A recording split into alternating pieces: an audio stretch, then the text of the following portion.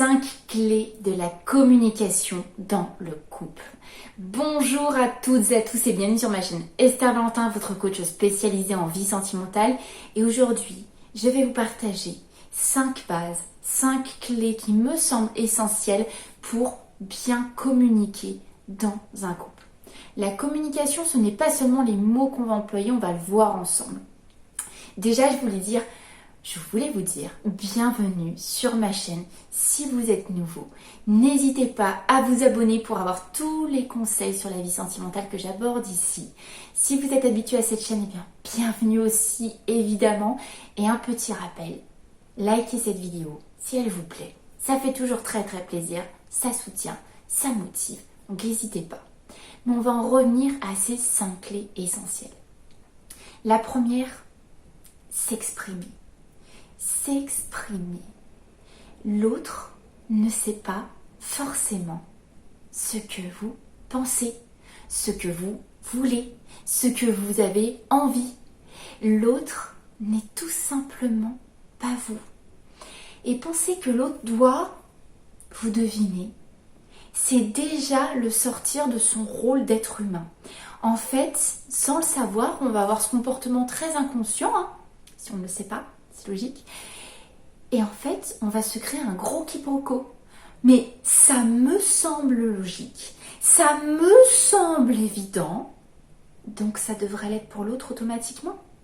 Non, partons du principe que l'autre être humain est totalement différent et exprimons-nous sur ce qu'on est. Rendons les choses transparentes.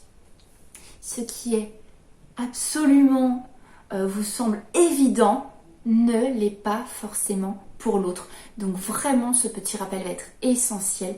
Pensez toujours à vous exprimer tout simplement. Vous exprimer juste pour vous faire connaître, avec ce seul but de vous faire connaître et de donner les bons outils à l'autre pour savoir comment continuer la relation avec vous. La deuxième clé va aller vraiment de lien avec la première, vous allez voir. Ne pas supposer. Vous comprenez qu'on va être dans la réciproque. Vous ne pouvez pas deviner l'autre. Ce n'est pas votre rôle. Donc si vous avez une personne qui ne s'est pas exprimée sur quelque chose ou vous avez un doute tout simplement, si vous ne savez pas et que vous ne pouvez pas savoir autrement qu'en interprétant ou en supposant, ce qui là génère déjà un quiproquo et c'est ça qui fait que les gens s'éloignent tout simplement. Au lieu de supposer, qu'est-ce qu'il faut faire? Poser la question, demander. Finalement, vous voyez, la communication, c'est quelque chose de très pur et de très clair. Je ne sais pas. Si je veux savoir, je dois automatiquement interpréter ou supposer. Je demande. Par exemple, l'autre a dit quelque chose, votre partenaire a dit quelque chose. Vous vous demandez si c'est ironique ou si c'est un reproche. Par exemple, si vous avez une tendance un petit peu anxieuse, ou simplement que là vous êtes dans un mauvais jour, parce que voilà, on n'est pas tous au top tout le temps, vous le prenez mal. Vous vous dites, ah bah tiens, je suis sûre que c'est encore une critique en ce qui me concerne, je suis sûre que c'est encore un reproche, donc je vais mal le prendre et hop, je vais avoir ma réaction, plutôt que d'avoir posé la question, je vais me mettre en réaction sur ce que je suppose que l'autre voulait dire, et je vais m'énerver. Et voilà comment je génère peut-être un conflit qui pourrait être évité si j'avais juste demandé, qu'est-ce que tu veux dire par là? Poser cette question permettra à l'autre de dire, ah ben, je disais ça pour ça, etc. Tu sais, quand on avait fait comme ça, peu importe. Et là, vous pouvez réaliser, soit qu'effectivement vous aviez très mal interprété, soit qu'effectivement votre interprétation est bonne, et là, vous pouvez le faire en disant, mais écoute, ça par contre, j'aime pas. J'apprécie pas. Mais au moins, vous le ferez pas sur des suppositions. Vous imaginez en pourcentage, le nombre de conflits que vous pouvez éviter. Et comme ça, vous revenez sur l'essentiel. Donc, s'exprimer, ne pas supposer. Écouter pour comprendre. C'est la troisième clé. Écouter pour comprendre et pas seulement pour répondre. L'écoute, ça s'apprend. L'écoute, ça fait, mais entièrement partie d'une communication. On n'est pas là juste pour parler. Si l'autre parle, on n'est pas en train de déjà prévisualiser sa réponse. Et malheureusement, c'est ce qu'on fait automatiquement. L'écoute, c'est vraiment intégrer tout ce que l'autre nous dit.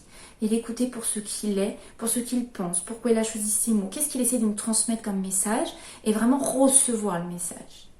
Attention, cette écoute, tout ce que je vous dis, c'est qu'il y a un effort à faire qui naturellement doit être mutuel. Si vous faites tout le travail tout seul, mais que vous êtes face à une personne qui ne veut rien entendre, ça va être un problème. Mais au moins qu'on commence quelque part. Si vous connaissez les bonnes bases et que vous essayez de les appliquer, vous avez au moins démarré pour une meilleure communication. Donc s'écouter sincèrement. Je t'entends pas seulement, hein, je t'écoute. Je reçois le message, j'intègre le message et à la rigueur après, j'y réponds. Dans la plupart des communications, vous allez reconnaître, surtout en conflit, on n'est pas du tout à écouter ce que l'autre nous dit.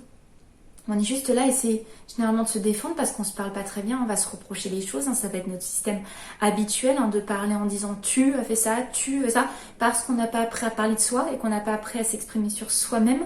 Donc on va automatiquement renvoyer à l'autre tout ce qui est problématique. Et donc qu'est-ce qui va se passer? L'autre va se mettre dans un système de défense et dans la défense, on n'écoute pas. On n'écoute pas. Donc revenir à de l'écoute. Même quand l'autre est énervé, je redescends d'un ton. Mais par contre, je t'écoute. Est-ce qu'il n'y a pas plus belle forme de respect que de s'écouter? Je vous laisse méditer là-dessus. Justement, c'était pour en venir, vous avez vu la transition, je vous amène à la 4e clé, le respect. Le respect, attention, ça a un sens beaucoup plus large qu'on veut bien l'entendre. C'est pas juste, même si ça y compte, de pas de haussement de ton, pas d'insultes. Dans tous les cas, même si vous répondez à de la colère, sachez que le respect, ça comprend aussi ce qu'on a dit avant, s'écouter, comprendre les différences de l'autre. Mais là, on va revenir sur le respect de base dans une communication. Le haussement de ton, les insultes, l'agressivité. Comprenez bien que même si vous ressentez de la colère et que vous pensez qu'en criant plus fort, vous allez faire passer votre message ou que l'autre vous coupe, sachez-le, ce n'est pas sous des insultes ou sous des haussements de ton que vous allez être clair, que vous allez être crédible et que vous allez vous-même être respecté. Et vice-versa. Ne tolérez pas une manière de communiquer. Et quand je dis ne pas tolérer, c'est ne répondez pas de la même sorte. Vous lancez l'irrespect. Si quelqu'un se permet d'hausser le ton, si vous l'haussez aussi, je vous assure, ça va pas redescendre comme ça.